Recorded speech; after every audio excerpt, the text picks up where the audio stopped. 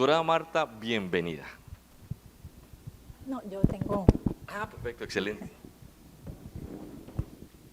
Gracias, Jorge, por la presentación. Muy buenos días para todos. En primer lugar, agradeciendo muchísimo a Megalabs esta oportunidad de participar en este evento que me parece bastante interesante y especial, en donde mezclamos diversión con ciencia, y yo creo que es la amalgama perfecta para muchos de nosotros que trabajamos tanto y merecemos esta ideal combinación, ¿no? Entonces, hoy vamos a hablar un poquito de la superficie ocular y de qué es lo que en este momento está a la vanguardia en el manejo de las patologías que afectan esta estructura del ojo como tal. Es mi conflicto de intereses, que es muy importante presentarlo.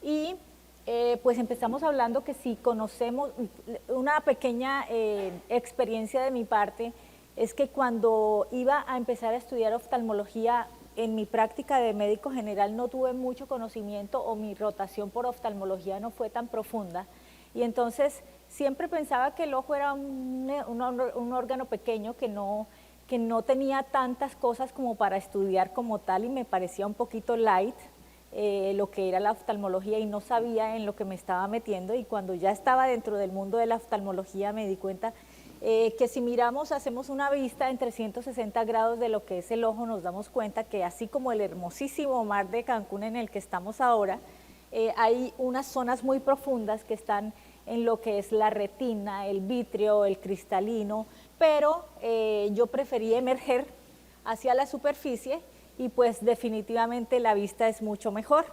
Entonces, por eso es que el día de hoy vamos a hablar de afuera hacia adentro. Y siendo un poquito más científicos, pues para saber que obviamente en el caso de ustedes, lo que es evidente desde la parte externa es lo que más comúnmente llega a su consulta. Por eso es que me parece interesante conocer un poquito de este tema.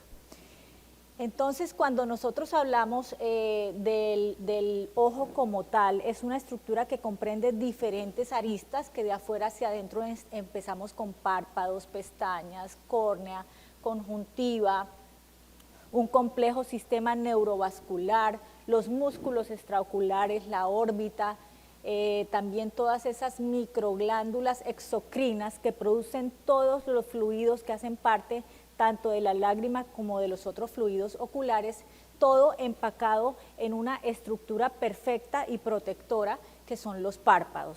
Entonces ahí vemos una mirada grande de lo que es un ojito, pues a grosso modo. Pero ya hablando de la superficie ocular como tal, comprende las siguientes estructuras. Estamos hablando de los párpados, estamos hablando de las pestañas, de la córnea y de la conjuntiva. Y es básicamente de las tres patologías que más comúnmente afectan esta zona, de las cuales vamos a hablar el día de hoy. Ustedes no se imaginan todo el fenómeno que ocurre en cada uno de nuestros parpadeos, que algunas veces incluso son imperceptibles.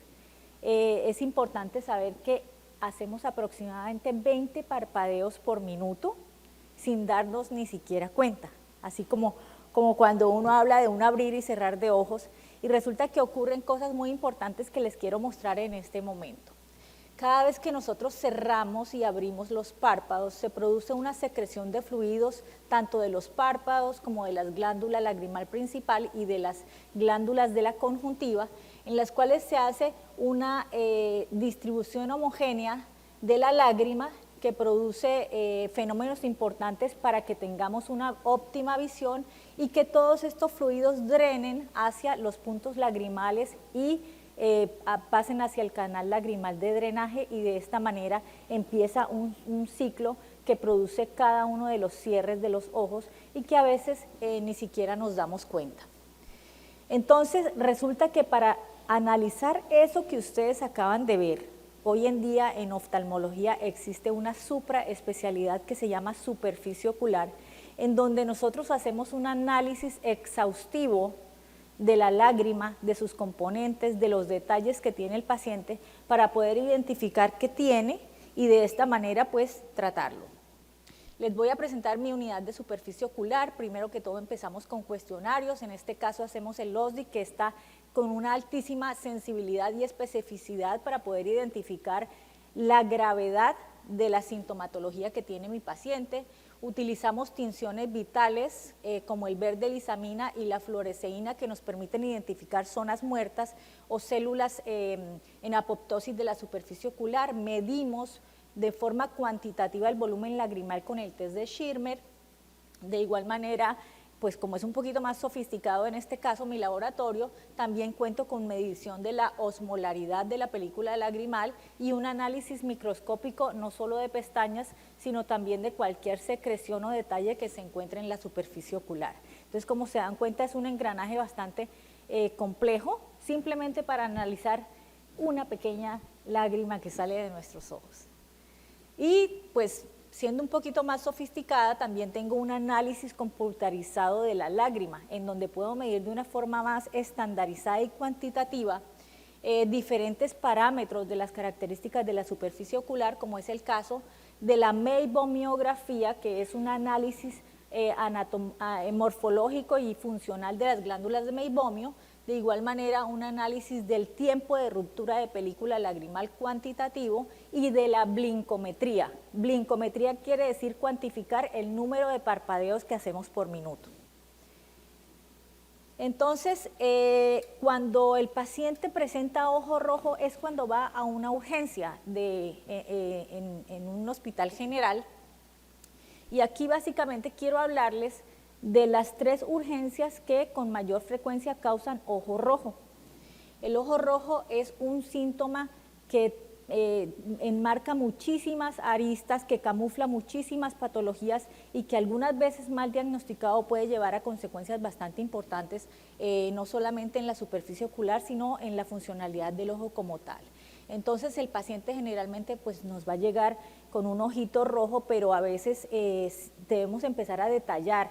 ¿Será que son los párpados los que están rojos? ¿Será el marco del borde palpebral que está rojo? ¿Será la conjuntiva? ¿Será la córnea y hay una úlcera, etcétera? Entonces, por lo menos ni siquiera con el fundoscopio, sino con una pequeña linterna, analicemos realmente cuál de las estructuras de la superficie ocular es la que está manifestando esta hiperemia, que es el término científico del ojo rojo. Vamos a empezar de afuera hacia adentro con estas 3 patologías que les digo que vamos a abarcar el día de hoy. Y la primera de ellas es la blefaritis. La blefaritis es la que comprende los párpados del paciente. En muchos casos, y este es un reproche que le hago también a los oftalmólogos, a veces obviamos los párpados. Yo soy especialista en párpados y por eso los detallo tanto, los consiento tanto y los reviso con tanto detalle. Pero generalmente el oftalmólogo abre el ojo y se centra en la lámpara de hendidura, en todas las estructuras que están por dentro y obviamos los párpados, sin darnos cuenta que en ellos pues encontramos muchísimas patologías que pueden ser la causa de los síntomas que está presentando mi paciente. Entonces, como les decía, nosotros en los párpados tenemos, no corre, Cristian.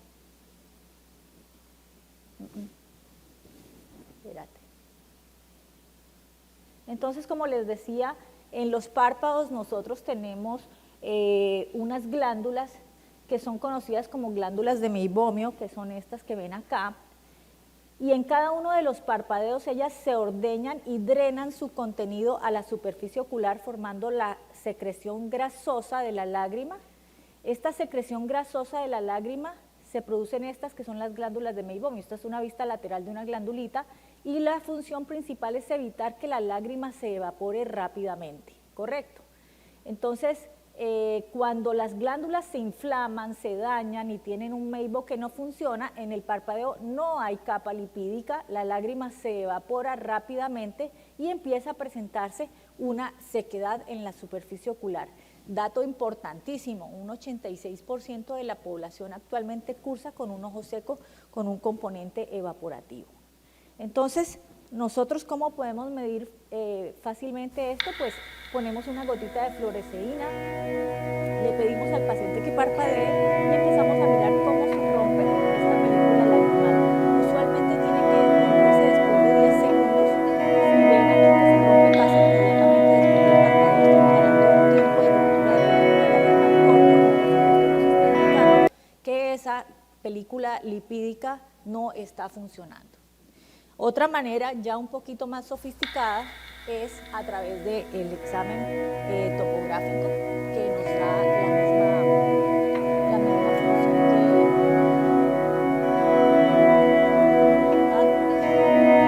Entonces acá simplemente nos cuantifica, parpadea el paciente y se ven los puntitos rojos que empiezan a aparecer, que no salen. Cuando parpadea el paciente en este topógrafo, pues se empiezan a notar unos puntitos rojitos que nos indican el corte y nos dan ya en segundos cuánto es el tiempo en el que se ha demorado la película lagrimal en romperse. Y el otro dato que analizamos es el estado de las glándulas de meibomio. Aquí las podemos ver en vivo. Generalmente son unas glándulas serpentiformes, llenas de muchos acinos laterales, pero nos damos cuenta, por ejemplo, que si un paciente tuvo un orzuelo o un chalacio y fue operado, se hace una destrucción importantísima de glándulas y no sabemos cuánto daño estamos haciendo con este tipo de traumas quirúrgicos a nivel de los párpados. Entonces, todos estos detalles, tanto de la morfología, la anatomía y la función de las glándulas de meibomio, es la que nos permite determinar si el paciente está o no en presencia de una blefaritis. Entonces, la blefaritis es importante que sepan que se presenta en un altísimo porcentaje de la población a nivel mundial. Muchas veces es subdiagnosticada, porque les decía, generalmente cuando el paciente incluso llega a su consulta con el ojo rojo, ustedes van y miran el ojo, pero como que los párpados los separan para que les permitan ver un poco mejor el ojo y resulta que el problema está en el margen palpebral, ¿no? Afecta generalmente más al sexo masculino por el tipo de piel. Las mujeres tenemos la piel un poquitito más suave. Sin embargo, es importante que las mujeres son las más sintomáticas y no los hombres. Y es importante saber que la manifestación clínica de la blefaritis aumenta ostensiblemente después de los 60 años. Yo creo que ya han hablado de microbiota, a nivel gastrointestinal, etcétera, y en el ojo también. En el ojo también se está hablando un poquito del tema, y es importante que sepan que tenemos una población saprófita bastante variada en los párpados. Tenemos bacterias, virus, hongos y ácaros, pero estos tienen que estar en un balance de 1/100.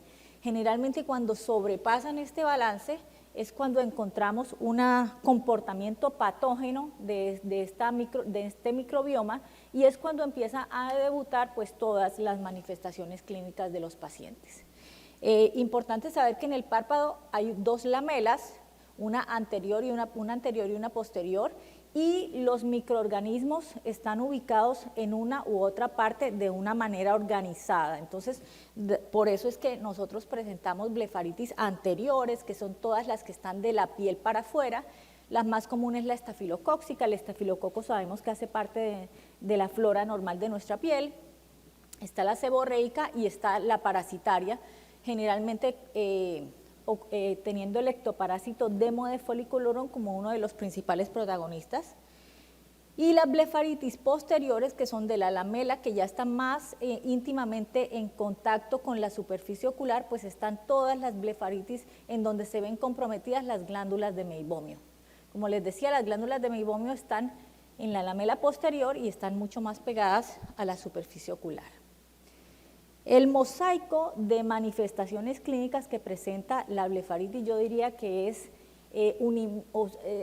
difícil de estandarizar, y yo diría casi que es como una huella dactilar, porque cada paciente se presenta de una forma distinta.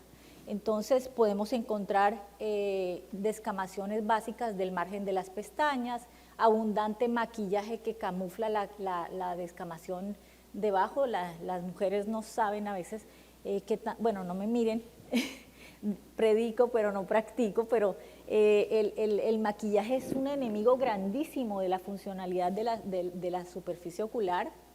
Se pueden ver huellas de cirugías de drenaje de chalaciones. Ven aquí como simplemente con evertir un poquito el párpado inferior vemos esa congestión de glándulas de meibomio. Pueden haber áreas de madarosis en las cuales incluso estamos camuflando vasos celulares, entre otros, zonas hiperqueratósicas. Ya cuando los márgenes incluso están debilitados, hay un cambio en la posición de las pestañas que puede generar ya compromisos importantes incluso de la córnea. Entonces hay que analizar las características clínicas de la descamación que tiene el paciente y en base a ellas empezamos a poder sospechar qué tipo de patógeno es el que está pues comprometiendo los párpados.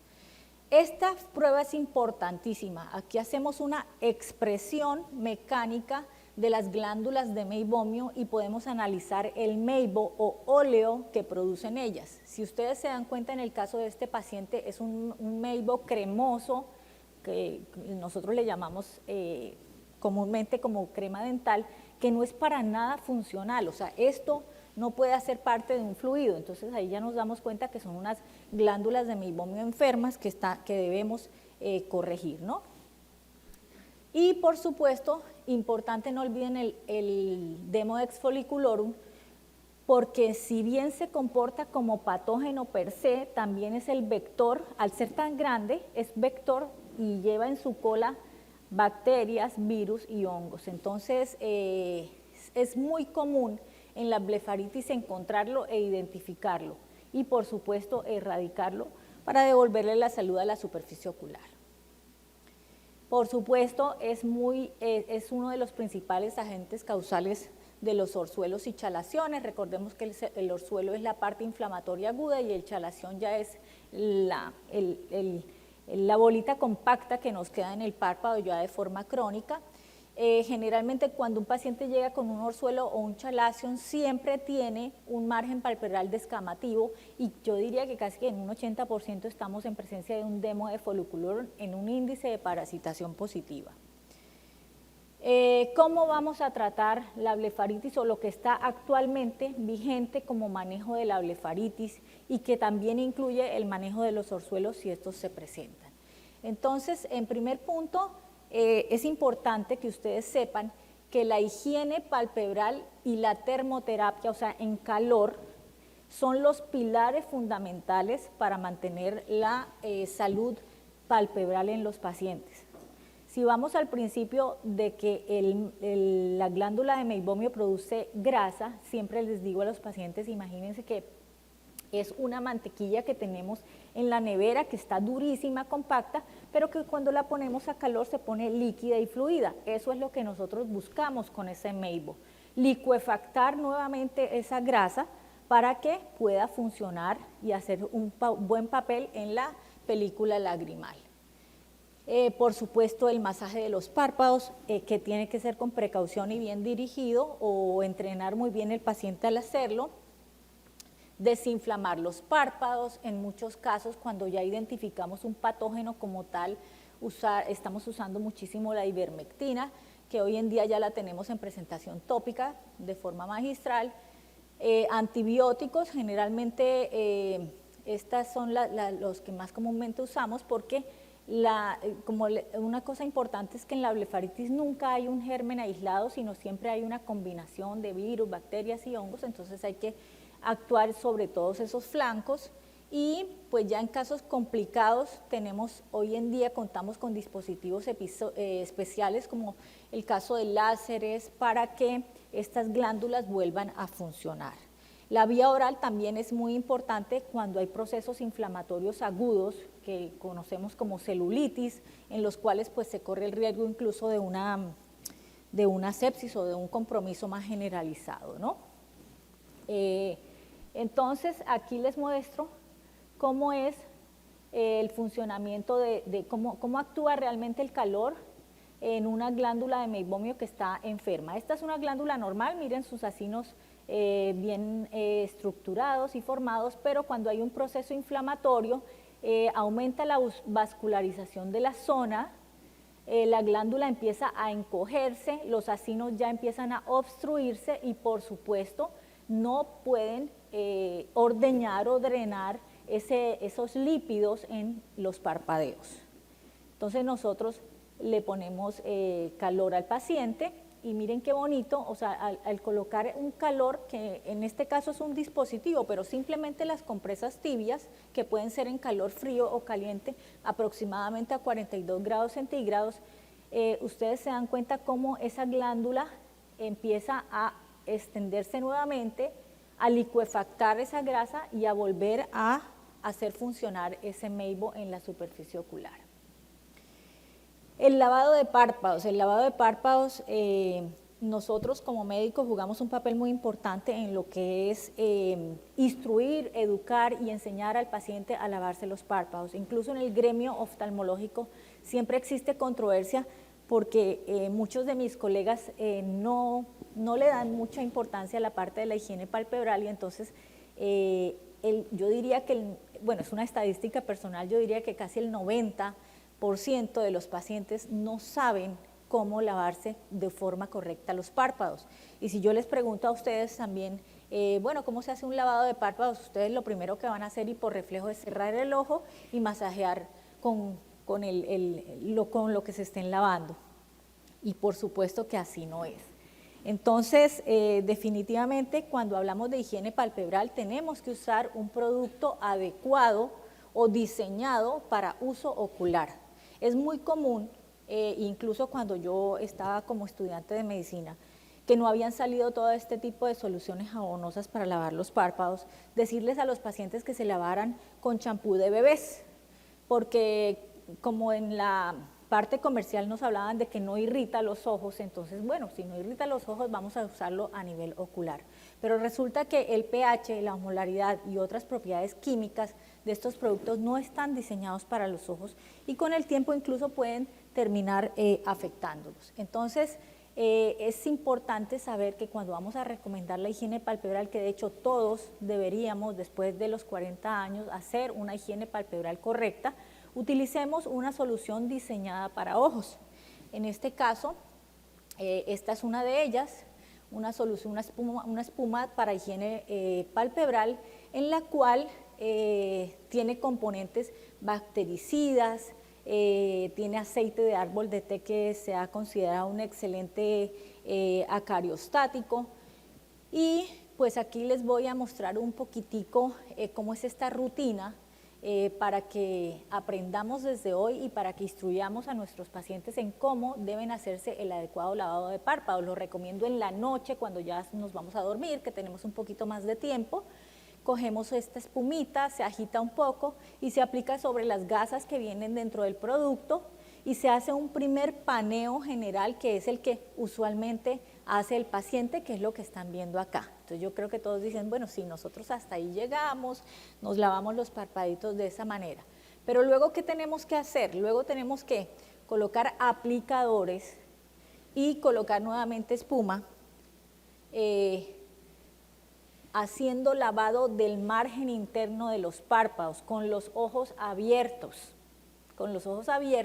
para que tengamos acceso directo a ese margen palpebral que es el punto de asentamiento de las principales, de la principal concentración de descamación y de microorganismos que tiene el paciente. En aquellos casos en los cuales ya esta patología haya avanzado hacia un orzuelo, hacia un chalazion, hacia una blefaritis muy sintomática, una inflamación franca de párpados, debemos complementar la terapia del tratamiento de párpados con un ungüento que tenga antibiótico y antiinflamatorio, o en aquellos casos en donde hayamos identificado la presencia del demo de folliculorum, también utilizar la ivermectina. El punto importante es este, ¿cómo le enseñamos al paciente a ponerse el ungüento? Los ungüentos están diseñados para márgenes palpebrales, para piel. Muchas veces los pacientes abren el ojo y se llenan el ojo por dentro del ungüento y no es así. Esto está diseñado para párpados y por eso debe explicársele al paciente incluso que con masaje lo aplique sobre la piel del párpado, sobre el nódulo que tiene el paciente y de esta manera tenemos una terapia mucho más eficaz. Usualmente esto se usa de 12 a 15 días aproximadamente y pues dependiendo de la sintomatología pueden hacerse ciclos repetitivos después de 3 o 4 meses. Entonces en la blefaritis podemos concluir que todos los pacientes con blefaritis debemos identificar el Demodex, que es uno de los principales patógenos o enemigos del párpado. En segundo, pues hasta ahora todavía no hay una estandarización en el tratamiento para la cura, por eso es que los pacientes recurren, o sea, las recurrencias aumentan, pero el lavado de párpados y haber instruido bien a nuestros pacientes sobre el lavado de párpados ha hecho que disminuyan ostensiblemente las recurrencias o recidivas. Entonces, mensaje importante, enseñemos a lavar a nuestros pacientes los parpaditos y vamos a tener unos párpados mucho más saludables. Y pasamos a la segunda patología que causa ojo rojo con mayor frecuencia en la consulta y es el ojo seco.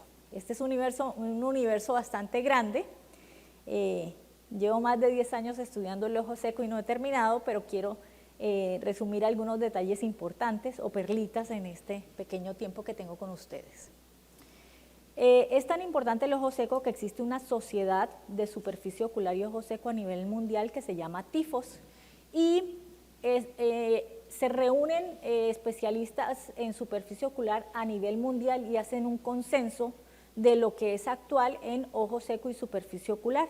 Hasta ahora se han emitido dos compendios de estos, el último salió en el 2016 y es tan compleja esta patología que han tratado de definirla. Esta es la definición actual, en donde se dan cuenta pues que básicamente hay una película lagrimal inestable, alteraciones en la osmolaridad de la lágrima, una muerte descontrolada de células y un proceso inflamatorio agudo. Y entonces ahí empezaron a encontrar que no era solamente esto, sino que también había compromisos neurosensoriales, etcétera. Entonces es un verdadero reto identificar el ojo seco y por supuesto tratarlo. Porque este se puede presentar como un síntoma de alguna otra cosa que tenemos, como un signo, como un síndrome o como una enfermedad. Dato relevante, 70% de la población mundial ha presentado en algún momento de su vida algún síntoma o signo de ojo seco, patología muy común. Yo creo que de los que estamos aquí diríamos que ya el 50% podemos estar presentando la enfermedad. Entonces, ¿por qué es tan complejo? Pues porque la película lagrimal es bastante compleja, son fluidos que salen de diferentes glándulas exocrinas y que de afuera hacia adentro forman esta estructura tan importante para la salud visual como es la lágrima. De afuera hacia adentro tenemos la capa lipídica de la que ya hemos hablado, rica en ésteres de colesterol producida por las glándulas de meibomio, cuya función principal es evitar la evaporación de la lágrima. Debajo de esta tenemos a la capa acuosa, que es producida por la glándula lagrimal principal y las glándulas lagrimales accesorias, y tiene como papel principal la nutrición, oxigenación e hidratación tanto de la córnea como la conjuntiva. Y finalmente debajo de esta encontramos a la capa mucosa producida por las células caliciformes de la conjuntiva, cuyo papel principal es anclar o adherir la lágrima a la superficie ocular para que los desmosomas de la córnea se puedan acoplar y que permanezca durante mayor tiempo y de manera funcional la lágrima en la superficie ocular. Entonces, como se dan cuenta, son diferentes estructuras que se amalgaman y forman esta pequeña gotita que vemos, que conocemos como lágrima y que a veces la vemos un poquito simple, pero que no lo es.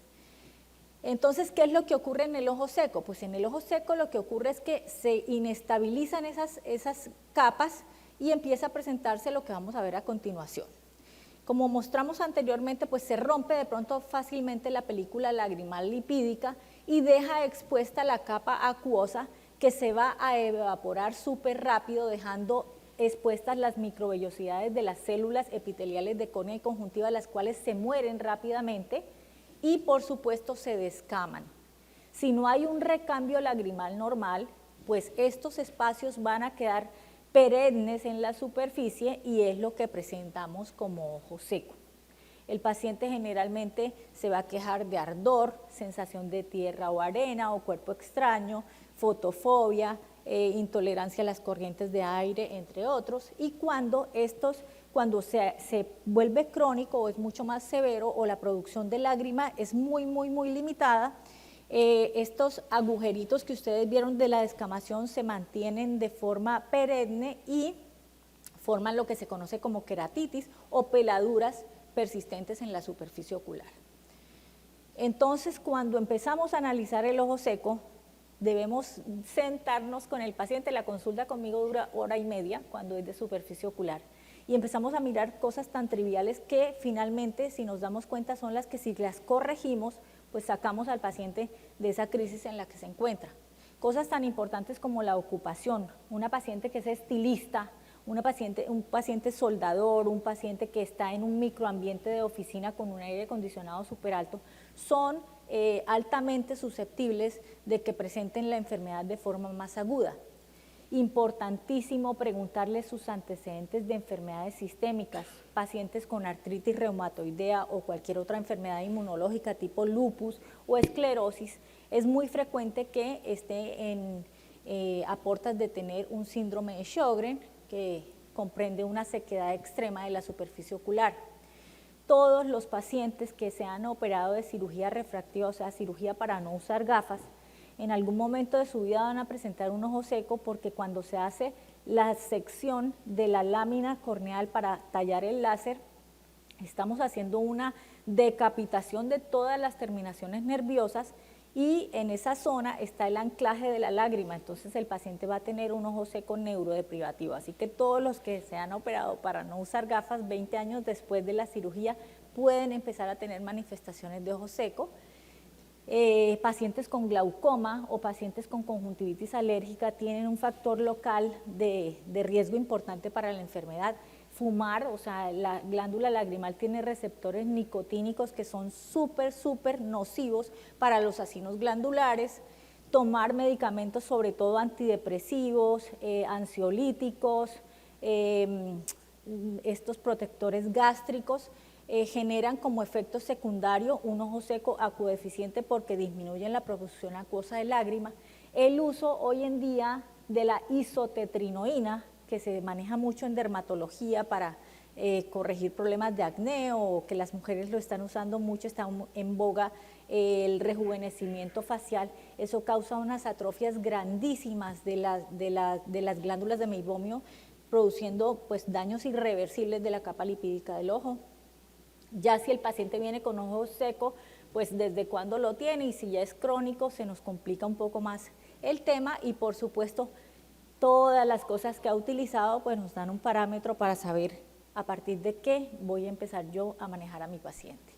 Entonces, como les decía, les hacemos un cuestionario que nos permite identificar la severidad, si es un ojo seco leve, moderado o severo el que tiene mi paciente. Medimos la osmolaridad de la lágrima. Este es el aparatito, es un osmómetro en el cual, a través de un consumible desechable, nosotros lo colocamos en el mango y se coloca directamente en la superficie ocular, y con un mínimo picolitro de volumen lagrimal logramos hacer una medida cuantitativa de la osmolaridad de la lágrima. El ojo seco siempre es hiperosmolar por aquello de los gradientes de concentración. La osmolaridad de la lágrima normal oscila entre 280 y 300 miliosmol.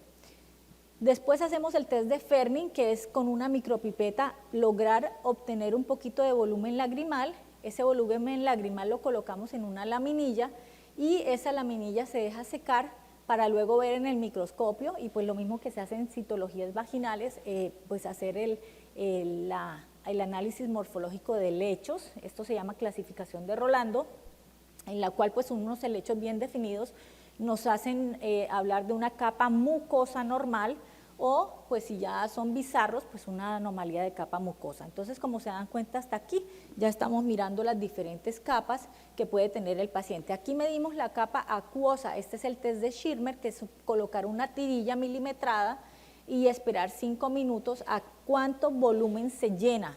Generalmente una lágrima normal en 5 minutos nos produce 10 ml de volumen.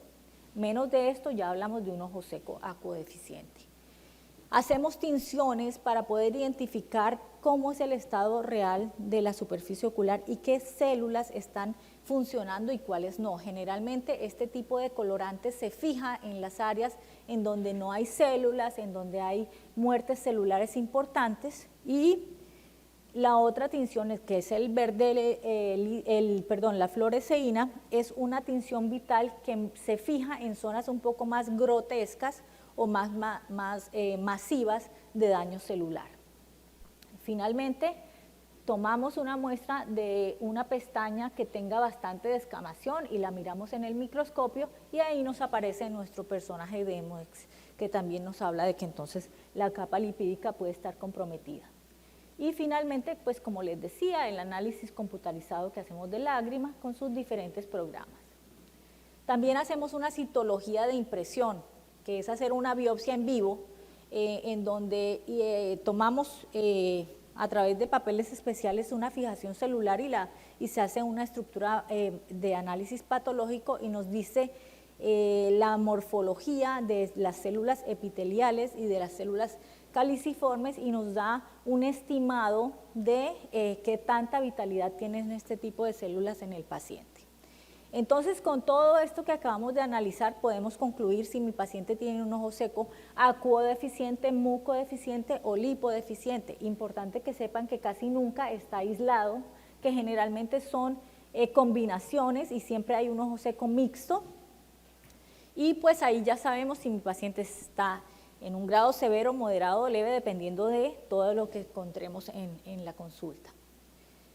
Tratamiento actualizado del ojo seco independientemente de la etiología, que por supuesto ese es un tema un poco más profundo. El entorno es fundamental, o sea, hay pacientes que incluso he tenido que decirles que deben cambiar su lugar de trabajo como tal, e incluso tengo pacientes tan crónicos que han tenido que pedir la baja laboral porque no hay otra manera de corregir el ambiente y de mejorarle su sintomatología. Por supuesto, los lubricantes siguen siendo un pilar fundamental en la terapia del ojo seco. Hay que desinflamar esos ojos. Si nos vamos a la definición, el proceso inflamatorio es incluso el que causa más síntomas como tal. En los casos severos incluso manejamos los inmunomoduladores, los hemoderivados y otros sistemas mucho más complejos de tratamiento. Como les decía, una de las cosas que más está de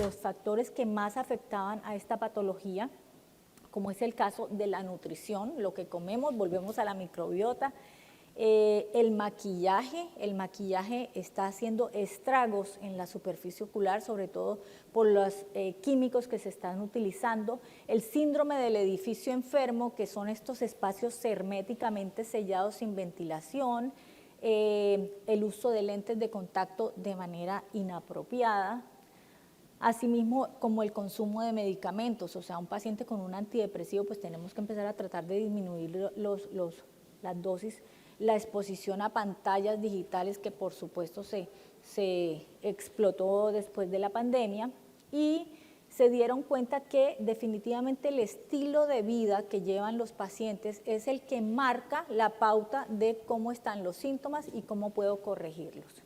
Entonces, esto es para crear conciencia de qué tan importante es que nosotros miremos al paciente como un todo en el cual, pues, lo que hace, en dónde se mueve y cómo es su día a día, es lo que determina su bienestar o su salud, en este caso visual. Cuando llegan los pacientes con un ojo seco bastante sintomático, nosotros dentro de la unidad de superficie ocular pues contamos con cabinas. En muchas ciudades de pronto escuchan el término de spa de ojo seco. A mí no me gusta usar ese término porque me parece que es más científico, entonces yo lo llamo la unidad de terapias de la superficie ocular, en donde contamos con diferentes dispositivos que empiezan a mejorar clínicamente al paciente. Tenemos gafas termorreguladoras, tenemos también dispositivos de presión controlada, como estas gafitas de presión que mejoran lo que es todo el drenaje linfático y la circulación vascular del paciente. Contamos con dispositivos especiales, como es este iLux, que hace una decompresión mucho más sofisticada y compleja directa sobre las glándulas de meibomio. Como les decía, todo esto en un ambiente bastante relajado y tranquilo. Estos son pacientes que llegan muy aprensivos y ustedes no se imaginan los síntomas oculares, cómo comprometen la calidad de vida de los pacientes. Y también tenemos dispositivos que nos permiten hacer terapias de ultrasonido, terapias de masaje controlado, etcétera. En este caso nosotros tenemos este Thermoflow, que tiene un mango ergonómico que nos permite unos masajes bastante controlados y beneficiosos para nuestro paciente. Entonces, esos pacientes que llegan súper sintomáticos, los manejamos con todo este tipo de dispositivos y salen de ahí con la vida totalmente cambiada. Los invito incluso, o sea, así no tengan nada, hacen una terapia de estas y de seguros que se van a sentir muchísimo mejor.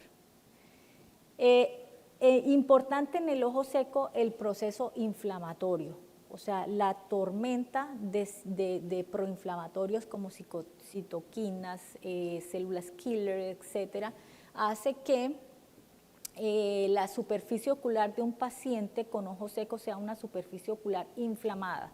¿Y por qué hago tanto énfasis en esto? Porque no sé si les ha pasado que llegan pacientes que dicen, no, yo tengo un ojo seco horrible, me pongo gotas cada 2 horas, cada hora de lubricante y no me mejoro.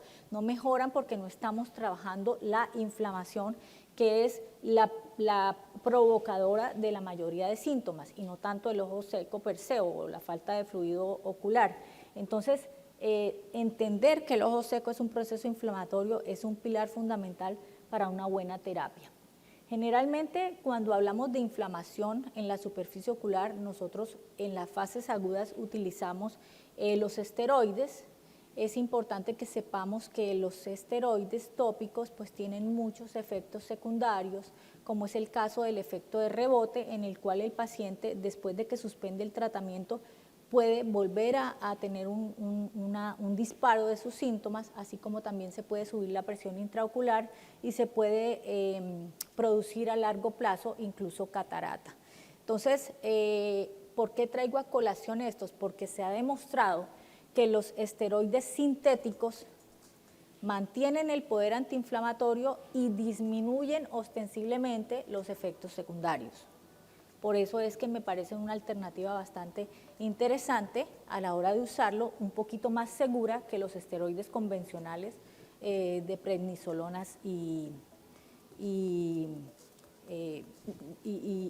sí, básicamente lo que son las prednisolonas. Entrando en materia del lubricante, el mercado pues se ha inundado de muchísimos tipos de lubricantes oculares, algunos de buena calidad, otros de no tan buena calidad, unos de alta gama, otros no, pero es importante que de pronto ustedes conozcan qué son los detalles de lubricantes que son de venta libre y demás, pero que generalmente no están causando un beneficio en la superficie ocular, y entonces vamos a tener en cuenta estas características a la hora de formular un lubricante. El primer punto es el preservante. No sé si conocen, pero uno de los principales preservantes con los que se elaboraban los lubricantes era el cloruro de benzalconio, que resultó ser altamente tóxico para la superficie ocular. Entonces, hoy en día no está avalado que mandemos un lubricante que tenga cloruro de benzalconio, y hoy en día existen muchos lubricantes en el mercado que lo tienen. El segundo punto es qué tanto se adhiere a la superficie ocular. Tenemos que buscar un lubricante que permanezca el mayor tiempo posible en la superficie ocular. En estos casos, ¿por qué? Porque entre menos permanezca, pues más frecuencia de gotas tengo que estarme aplicando y la descarga química en la superficie ocular aumenta. El tercer punto es que sea un lubricante que miremos la osmolaridad y que bloquee o cancele esa hiperosmolaridad de la superficie ocular que tiene el ojo seco. Y por último, pues que esa muerte celular se controle y que el daño epitelial mejore. Entonces, Dius ha determinado como los mejores lubricantes del mercado los que contengan estas moléculas que les menciono a continuación. El primero es el ácido hialurónico. El ácido hialurónico tiene muy buenas propiedades regenerantes, reepitelizantes, y pues un ácido hialurónico de buena calidad es una excelente alternativa a la hora de manejar un paciente con un ojo seco ya pues de grandes dimensiones, y la carboximetilcelulosa. Son las dos moléculas que Dius 2 optó o seleccionó como las mejores alternativas en el tratamiento del ojo seco. Y aquí viene la sorpresa que nos dio Dius en 2016. Bueno, estas dos moléculas tienen unas propiedades osmóticas importantísimas, como les decía, en las cuales controlan muchísimo lo que es la apoptosis celular y, por supuesto, se mantiene mejor el bienestar de la superficie ocular. Entonces la sorpresa que nos dio DIUS 2 es que sacó una molécula importante que llamó mucho la atención porque hasta este momento pues no se hablaba mucho de ella, y es la trealosa. Ellos encontraron pues que mejoraba la osmolaridad de la lágrima, evitaba el daño oxidativo que tienen las células por el proceso inflamatorio y por supuesto mantenía un equilibrio de la superficie ocular bastante importante. ¿Qué es la trealosa? La trealosa, bueno, nos suena como un azúcar, como una sacarosa, y así es un disacárido que tiene unas propiedades importantísimas. No rodó el video.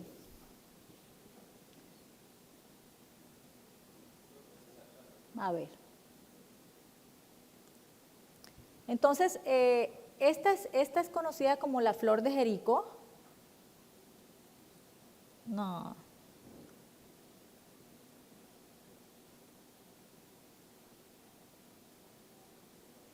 se puede reproducir. Bueno, no importa. Esta es conocida como la flor de Jericó o flor del desierto. Ustedes la ven ahí como una ramita seca que puede, así como está ahí, dura incluso 3 años en el desierto vagando sin ninguna gota de agua en su interior. Y cuando tiene la capacidad o el beneficio de tener contacto con un poquito de agua, logra florecer de una manera increíble. Y entonces ahí se dieron cuenta, pues esto tiene una proteína bastante interesante, explorémosla y analicémosla, y es ahí donde sale la trealosa. No solamente se aisló de ahí, sino también se encuentra en la pulpa de algunos escarabajos como este que está aquí, y como dato curioso de cultura general, este escarabajo es conocido como trialos, y entonces fue lo que inspiró al científico von de Wey para llamarla trialosa, la molécula. Entonces, esta molécula la tenemos en Colombia, la estábamos esperando hace muchísimo tiempo porque pues desde el 2016 y como desde el 2013 se hablaba de ella y no habíamos tenido la oportunidad de tenerla en nuestro país, y afortunadamente hace poco pues logramos tener esta molécula que realmente nos ha dado grandes satisfacciones en la terapia de la superficie ocular, porque, como les decía, es un azúcar que permite que la lágrima permanezca adherida a la superficie ocular por mucho más tiempo, y no solamente es permanencia, sino que las características clínicas que ella tiene hacen que proteja a la lágrima de la exposición a los radicales libres. No salen los videos, Cristian, el de arriba no salió. Entonces, lo que pasa básicamente es que al tener nosotros, o sea, una superficie ocular hidratada, mantiene la capa lipídica de las células estable, pero cuando hay un ojo seco, esta capa bilipídica se destruye, y todo esto es a nivel celular. Cuando nosotros contamos con una molécula importante como el caso de la trialosa, genera como un escudo protector sobre la superficie celular, y evita y mantiene la vitalidad de esta capa bilipídica por mayor tiempo. Es un poquito más de química la cuestión, pero yo generalmente hago es el algoritmo del azúcar, y pues que como sabemos el azúcar pega, entonces esta lágrima pues se va a pegar a nuestro ojo y va a durar un poquito más de tiempo y nos va a generar un mayor confort en la superficie ocular. Se han hecho muchísimos estudios y definitivamente sí es una molécula interesante, sí es una alternativa importante para que la tengamos en cuenta a la hora de manejar o hacer la elección de un lubricante para nuestros pacientes. En aquellos casos en los cuales necesitamos, el ojo seco tiene mucha exposición al medio ambiente y necesitamos un lubricante de alto peso molecular, pues por supuesto tenemos que usar geles, pacientes con lagoftalmos, pacientes con parálisis faciales, pacientes en los cuales siempre hay una exposición de la superficie ocular permanente en ambientes importantes de nocivos para la superficie, como aires acondicionados fuertes, polución, etcétera. Los geles son una excelente alternativa porque por su alto peso molecular se mantienen durante mucho más tiempo, valga la redundancia, en la superficie ocular. El ácido poliacrílico también es una excelente alternativa, disminuye la frecuencia de aplicación, ideal para manejarlo en la noche, pues porque el paciente se lo aplica, cierra su ojito y puede durar toda la noche con excelente confort en sus ojos. Importantísimo, todo paciente con ojo seco, incluso así no tengamos ojo seco, usemos antifaz para dormir. Generalmente cuando nosotros vamos a dormir, nuestros párpados se relajan y quedan un poquito abiertos y entonces están expuestos al aire acondicionado, al abanico o a la ventanita con la que estamos durmiendo, y entonces tener un antifaz nos permite proteger o aislar la superficie ocular de ese ambiente que no es muy beneficioso, y entonces en la mañana amanecemos con que de pronto no podemos abrir muy bien los parpaditos al deslizarlos al principio porque se nos han secado en la noche. El frío, la termoterapia, recordemos el proceso inflamatorio, o sea, ponernos un antifaz frío 1 o 2 veces al día, descansa los ojos, relaja los ojos y nos permite retomar nuestras actividades como si acabáramos de empezar el día. Esto del manejo del ambiente es importantísimo. Cosas como decirle al paciente, mire, las rendijas del aire acondicionado tiene que bajarlas cuando esté manejando, nunca se ponga un abanico directo en cara, evite el cigarrillo porque realmente es bastante tóxico en la superficie ocular, regule o module su exposición a pantallas, etcétera. Entonces es muy de educar, de hablar con el paciente, de entrenarlo en que mejore su ambiente para que de esta manera los síntomas se corrijan. Entonces definitivamente pues el ojo seco es una patología muy compleja. Hay que identificar qué es lo que lo está causando, elegir el tratamiento ideal y pues esto va a mejorar la calidad del paciente, de la calidad de vida del paciente. El ojo seco se ha convertido en una enfermedad de inasistencia laboral importantísimo y es lo que estamos tratando nosotros de disminuir, porque simplemente con decirle a un paciente que duerma con antifaz no se imaginan lo que les mejora la sintomatología. Y ya por último, para no quitarles mucho tiempo, vamos con la tercera causa de ojo rojo en la superficie ocular, que es la conjuntivitis alérgica. Esta es la que con más urgencia llega porque es la que se presenta de forma más aguda. Es el paciente que estaba normal en casa y que de pronto se frotó y en un momentico el ojo se inflamó, se puso rojo, lagrimeó, etc. Entonces, pues todos sabemos el mecanismo fisiopatológico de la alergia, pero importante saber que a nivel ocular, no salió el video, bueno,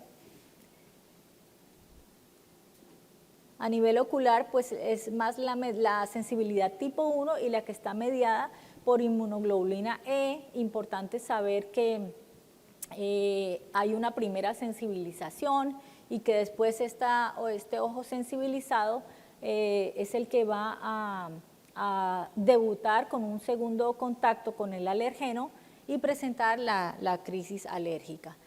Estos pacientes tienen unos signos clínicos que son las papilas tarsales. Eso lo pueden hacer ustedes en el consultorio, vierten el párpado y se van a dar cuenta cómo se ven este poco de ampollitas transparentes que son las papilas, que son una característica patognomónica de la conjuntivitis alérgica, y este roce en muchos casos en las córneas crea úlceras mecánicas por compresión. Pero este es el clásico ojo rojo de la alergia, es una quemosis, que siento que como que el ojo está lleno de agua, es una ampollita de agua y se hunde la córnea dentro de esta quemosis, hay lagrimeo, hay ardor y por supuesto una rasquiña o un prurito bastante significativo. Importante tener en cuenta que hoy en día el síndrome de alergia ocular urbana está en auge, pues por toda la polución, las toxinas, los niveles de contaminación, etcétera, que han generado que las alergias hayan tenido una explosión grandísima en la última década. Saber que también existen diferentes clasificaciones, pero que en nuestro medio la estacional es la más frecuente, pues por lo menos hablo de la ciudad de Barranquilla, lo que son las épocas de diciembre y abril, son las épocas en las que más consulta el paciente con alergia. Y en cuanto al tratamiento, pues volvemos a lo mismo, o sea, el medio ambiente del paciente. Generalmente yo tengo un folleto en donde les hablo a los pacientes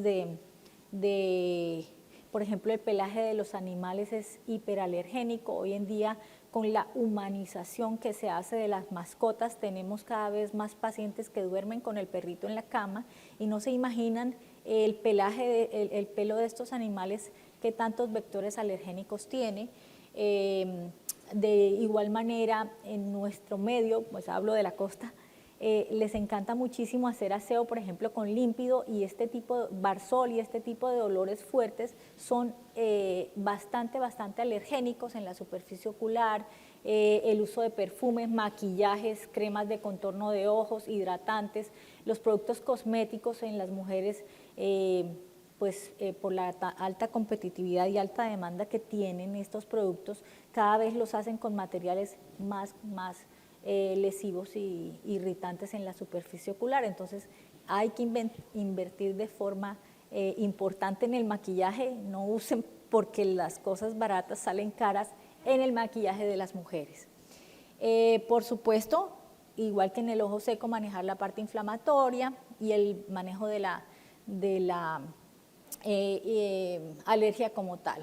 Entonces, como les decía, evitar perros, pájaros, gatos, fumar, contacto con palomas, etcétera, maquillaje en mujeres y las gotas que están utilizando. En muchos casos el alergeno está dado por los principios activos o por los preservantes que tienen las gotas que estamos usando, y entonces estamos todo el tiempo bombardeando la superficie ocular con estos tóxicos y no nos estamos dando cuenta. Entonces preguntarle a usted qué está usando, qué se está poniendo, etcétera.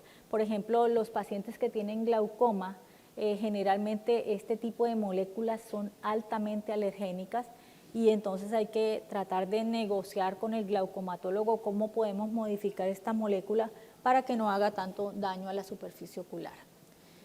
Tratamiento, pues lo actual es utilizar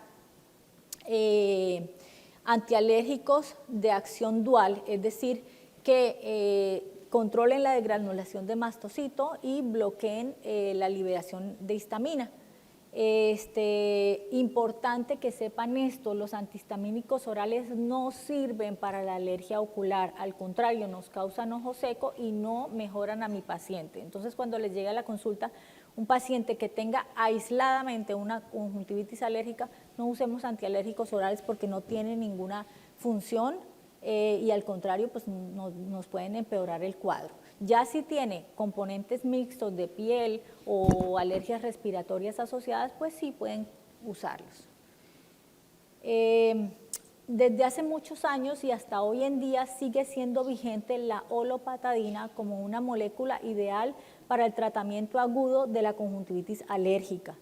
Bloquea inmediatamente el prurito, que es el síntoma crítico o agudo por el que el paciente consulta, estabiliza la membrana del mastocito y mejora clínicamente a mi paciente de forma rápida, con un efecto bastante rápido y controlado. Se puede usar por incluso 3 meses consecutivos hasta que bloqueemos toda esa descarga alergénica aguda que está presentando el paciente.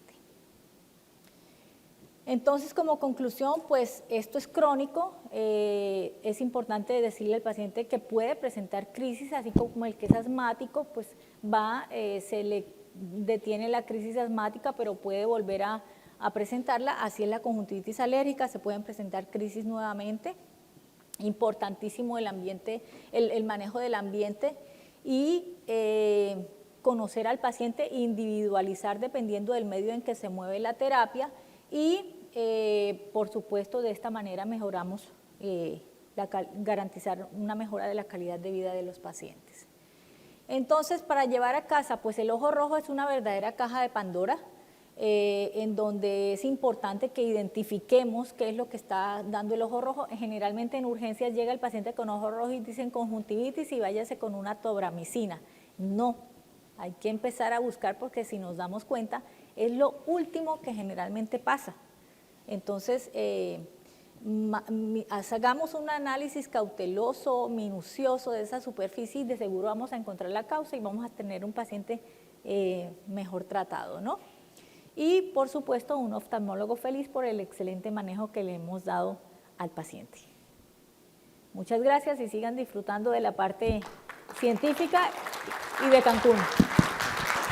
Muchas gracias, doctora Lizarazo, excelente presentación. ¿Preguntas para la doctora? ¿Alguien tiene alguna pregunta de este interesante tema? ¿No? Creo que todo estuvo muy claro, doctora, muchas gracias. Vale. Sí, doctora Marta, muchas gracias. Megalabs. Somos bienestar.